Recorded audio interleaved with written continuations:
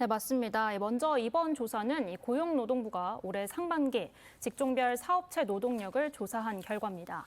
종사자 1인 이상 사업체를 대상으로 지난 4월부터 오는 9월 말까지 채용 계획을 물었더니 신규 채용 규모가 47만 명 정도입니다.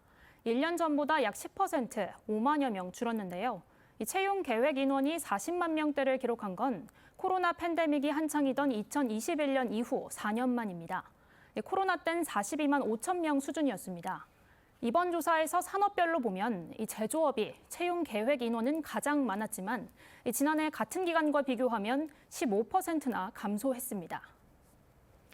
네, 채용 계획이 이렇게까지 줄어든 건 조사 기간에 영향도 있다고요? 네, 이번 조사 실시 기간을 보면요. 지난 4월 1일부터입니다.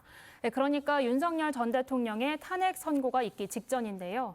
지난해 비상계엄부터 올해 윤 전 대통령 탄핵 선고가 있기까지 정치 사회적으로 혼란이 컸습니다.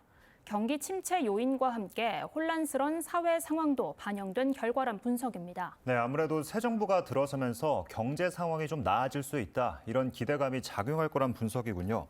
실제로 좀 기대해 볼 만한가요? 네, 이 기업이 채용을 늘리려면 이 경제 상황이 그만큼 뒷받침되어야 할 텐데요.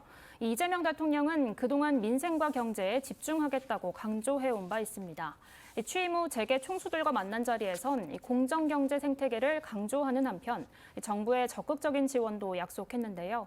불필요한 행정 편의를 위한 그것을 위해서 존재했던 규제들은 과감하게 정리할 생각이라며 규제 합리화를 언급하기도 했습니다.